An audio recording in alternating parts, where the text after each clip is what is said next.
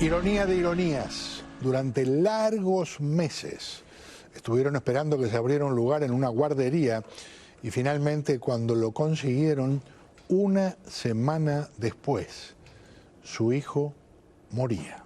Ocurrió en Bronx, en Nueva York, en una zona particularmente cargada de población hispana, y hay dolor, hay horror por lo que representa lo que se ha vivido.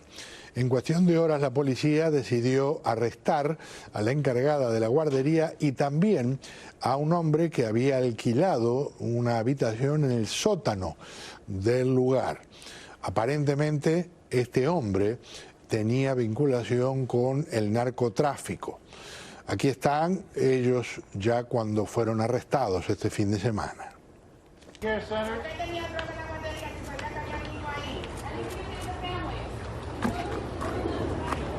What do you want to say to the families? Hey, raise your head, man. Come on. ¿Qué le dice a la familia del niño?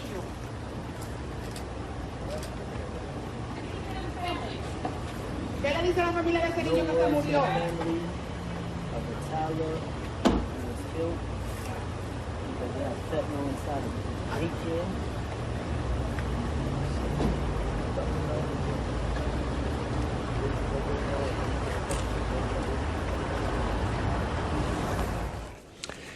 Y esto, un breve testimonio del padre de la criatura muerta.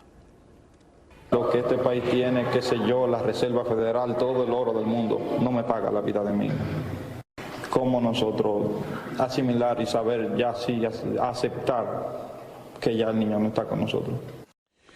Un rato antes del comienzo del programa tuve la oportunidad de conversar con nuestra colega Nilda Rosario, es copresentadora del programa El Juqueo de Mega FM 97.9 en Nueva York. Muchísimas gracias por acompañarme, bienvenida. Un placer, Pedro, como siempre, y como todos estamos realmente impactados por la historia que comenzó aquí en la ciudad de Nueva York el viernes, más o menos eso de las 3 de la tarde. Qué horrible, te digo, supera la imaginación. Estamos hablando de más de 100.000 personas que mueren todos los años por el tema de los opioides, incluyendo el fentanilo, pero entonces que se personalice en una criatura que ya su vida ha terminado cuando estaba empezando y que haya otros que cuando llegan los servicios de rescate los encuentren inconscientes, parte el alma. Cuéntame. Bueno, esto es lo que sucedió. El viernes, más o menos como a eso de las 3 de la tarde, comienza a correr aquí la noticia de que hay una emergencia en una guardería en el Bronx, en un área sumamente conocida, sumamente hispana, como es el área de Morris Avenue. Llegan las autoridades, llegan los bomberos. Claro, es un basement, son unos niños, que es lo primero que nos viene a la mente. Monóxido de carbono. Nos dicen hay una emergencia con unos niños. Luego entonces, más o menos como a una hora más tarde, se conoce que uno de los niños, el niñito Nicolás Feliz Dominici, de 1 añito, pero que cumpliría en noviembre 2 añitos, murió. Y ahí comienza toda esta historia porque lo primero que dicen los bomberos, aquí no hay monóxido de carbono.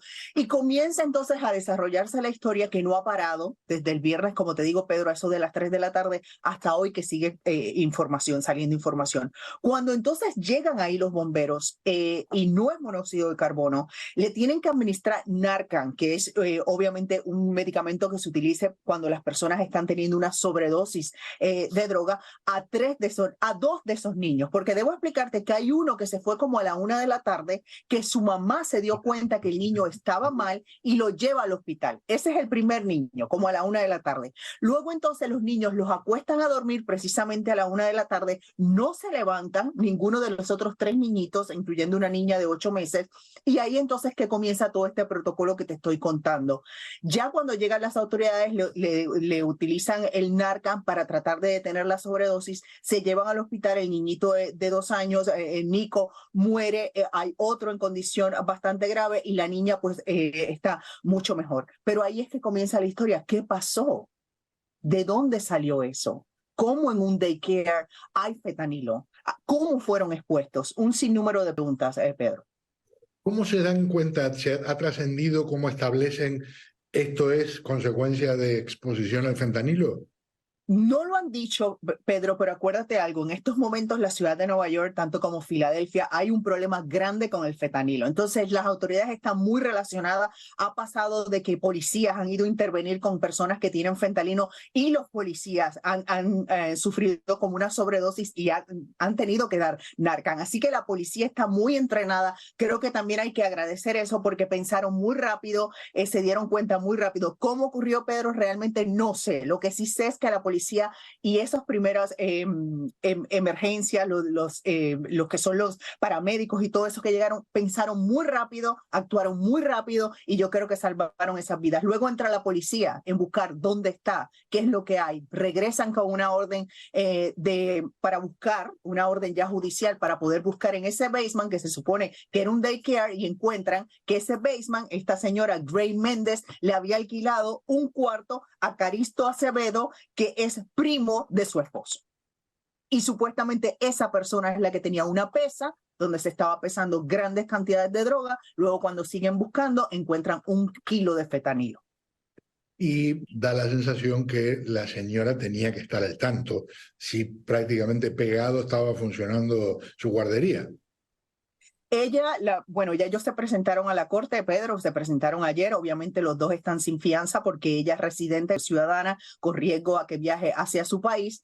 Ella dice, lo que dice su defensa, ella no sabía nada, que ella no sabía nada. Ella simplemente alquilaba ese cuarto, pero obviamente al encontrarse todo eso ahí, y hay algo muy sospechoso que los padres decían, luego de que nosotros comenzamos, porque este daycare lleva muy poco tiempo, yo te diría como un mes, mes y medio. Luego que nosotros llegamos aquí no nos dejaban entrar para que no hubiera contaminación con los niños. Entonces ahí hay un poquito de cosas que hay que explicar, que me imagino que las autoridades harán su investigación, pero en realidad sí, lo que había estaba ahí muy cerca de los niños, Pedro. ¿Se sabe si estaba registrado como corresponde desde el punto de vista legal y administrativo? Sí, Pedro. Ellos estaban registrados, ellos habían pasado todas las inspecciones de la ciudad. Inclusive el 1 de septiembre se había llegado de improviso al lugar y todo había pasado, todas las inspecciones. Este niñito que murió llevaba 1 año esperando para entrar a un daycare, solamente llevaba 1 semana en ese daycare y una de las razones por las que escogieron el Divino Niño, ese daycare, es porque tenía muy buenas referencias. Así que el daycare era legal. Si el daycare se está usando como frente porque tenían otro negocio detrás, eso ya son las autoridades que tendrían que hacer la investigación, pero de que el daycare era legal y tenía todos los permisos, era legal. Los paramédicos, las paramédicas reaccionaron, como tú dices, muy rápido. Me llama la atención que si hubo las inspecciones necesarias, nadie se asomara tal vez a la habitación que se le estaba alquilando a un adulto en un lugar donde iban a cuidar bebitos. Pedro, me imagino que hay muchas preguntas que necesitan respuesta. Nosotros aquí, la ciudadanía completa, está muy pendiente de este caso. Creemos que la policía de Nueva York tiene la capacidad, obviamente, pero yo te diría que como padre, una de las cosas que a mí me llamó la atención es que me digan a mí que yo no puedo entrar donde están cuidando a mi hijo. O sea, para mí eso es un red flag, porque me parece que ellos tenían todo en orden hasta que sabían que pasaron sus inspecciones. Y luego entonces es que hacen lo que hacen, que si era un frente y era un lugar de droga, porque en realidad es mucha cantidad de droga y era muy fácil que esto pasara. Fueron muy, muy irresponsables, si esto es así. Me lo imagino, pero te pido que me lleves un poco a lo que has sentido, visto en términos de reacción popular. Bueno, obviamente eso es un barrio sumamente hispano, donde todo el mundo se conoce, donde luego abres las redes sociales y ves las especulaciones, donde todo el mundo especula que sabía, que no se sabía. Como padres, yo creo que la ciudad completa está muy pendiente porque yo creo que no es, todos nos ponemos en esa madre que llega hasta allí. Y que le dicen tu hijo, se lo llevaron al hospital y que luego le dicen tu hijo murió, un niño de apenas 1 año. Entonces el sentimiento que hay primero es de dolor y de sentirte identificado con esa madre porque nadie quiere perder un hijo. Pero yo creo que el segundo sentimiento, Pedro, es la indignación por la manera que muere ese niño y yo creo que todo el mundo quiere aquí respuesta. Todo el mundo quiere que aparezca el esposo de ella, de la dueña de ese daycare, que no aparece, que lo están buscando. Ella dice, yo no sabía nada de que el sobrino estaba haciendo esas cosas ahí, él no aparece. Entonces en estos momentos hay mucha indignación. ¿Por qué? Porque murió un niño. Si hiciste algo que está mal, entrégate. Es lo que dice mucha gente. Si no tienes nada que ver con eso, entrégate y explica. Pero yo creo que en estos momentos hay mucha indignación, Pedro. Con toda razón. De corazón te agradezco, sé que has hecho un esfuerzo muy grande para poder tener este tiempo conmigo. Mil gracias. Un placer como siempre y estaremos muy pendientes de lo que ocurre con este caso. Por supuesto. Y tal vez te volvemos a molestar para cualquier novedad que vaya surgiendo, nos puedes ayudar. Claro que sí. Encantadísimo. Como bien dice Nilda Rosario, nuestra colega copresentadora del programa El Juqueo en Mega FM 97.9 en Nueva York, hay muchas preguntas que por ahora no tienen respuesta. Les diré, y esto ojalá no sea el caso, pero no es la primera vez que gente vinculada al tráfico de drogas utiliza criaturas de una forma u otra, vivas o muertas.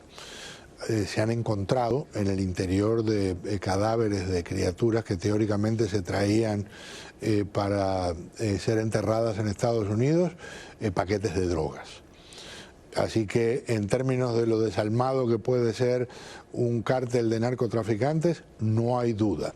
Al mismo tiempo, vamos a puntualizar, las dos personas que fueron arrestadas no son culpables de nada hasta que no se demuestre lo contrario en una corte aquí en Estados Unidos. Hablando de eso, después de esta pausa vamos a investigar parte de lo que ha sido el largo camino que ha recorrido Ovidio Guzmán, hijo del Chapo Guzmán, desde esta escena, de la que les hablaré al regresar, hasta el camino que lo ha llevado a una cárcel de Chicago.